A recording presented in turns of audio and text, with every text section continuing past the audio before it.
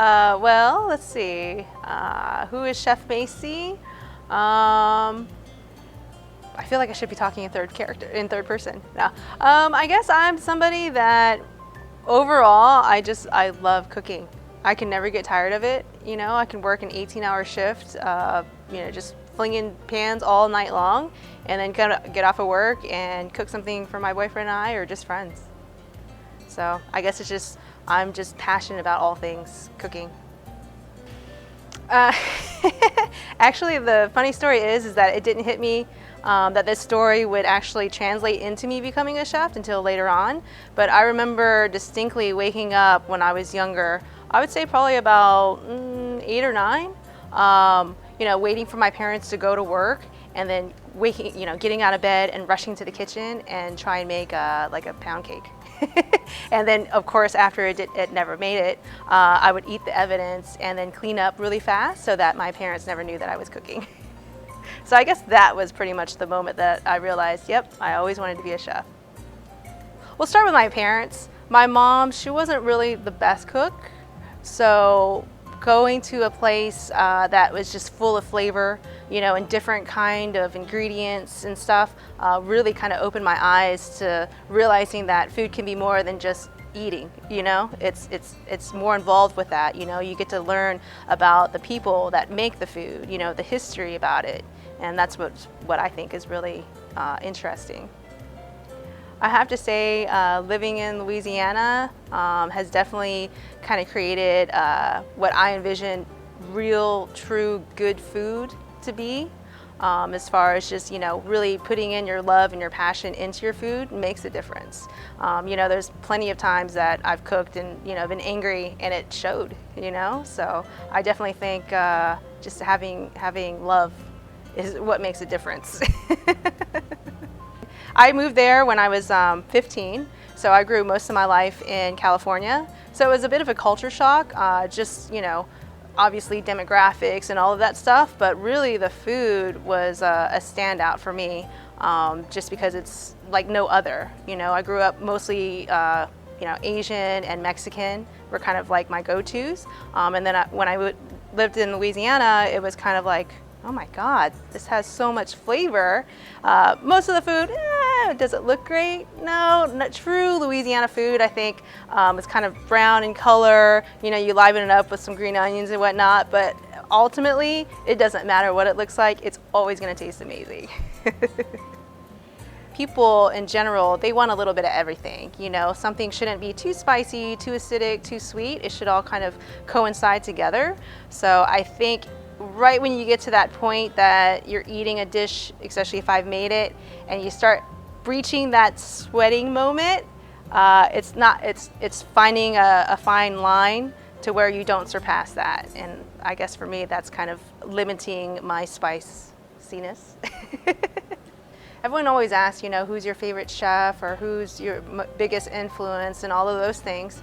To be quite honest, I have chefs that I've looked up to, but I don't think that any of them have really been my defining marker for my passion for food. I think more or less it's the reactions of others when they try food, good food.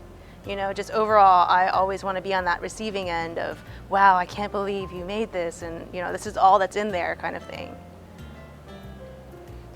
If I had a specialty, that's kind of one of the go-to questions that most people ask chefs is, what's your favorite type of food, or what is your favorite dish that you like to make? Ultimately, I like making comfort food, kind of like the old school, fried chicken and macaroni and cheese, and, just all of those kind of things remind me of, comfort and of home. So that's always kind of my go-to. It's just, taking something that kind of reminds you of a good time, maybe putting a twist on it, maybe elevating, the cuisine a little bit, but really just hitting that memory spot in people. Why Publix? That's a good question. At the time, I was working as a sous chef for Fleming's.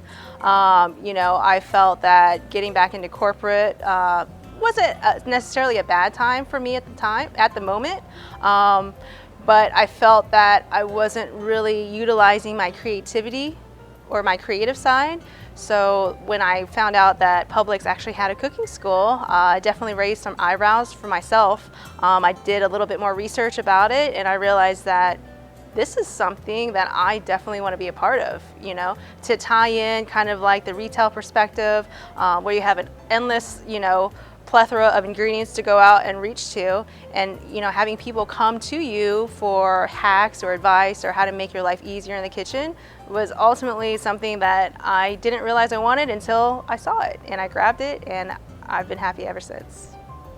Well, first of all, we always tell everybody that the Publix Cooking School is really for recreation. It's not like a certifying, you know, environment. So that being said, you're going to come and learn things from the multiple different chefs that we have at our schools, and really learn something that you can take home. You know, whether it's how to cut, you know, a whole pint of tomatoes at once by utilizing 2 different lids, you know, those kind of things, or life hacks that, you know, people have been cooking for years, their whole life, and maybe just cutting the same way. They come to us, we show them how a different way to cut, and it just changes the world.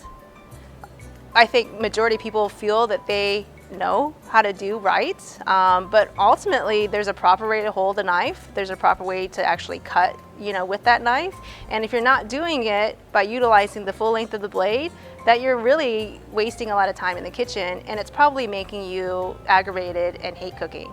And so when you come to us, we teach you all of those easier ways to do that, and then your life becomes fun again in the kitchen.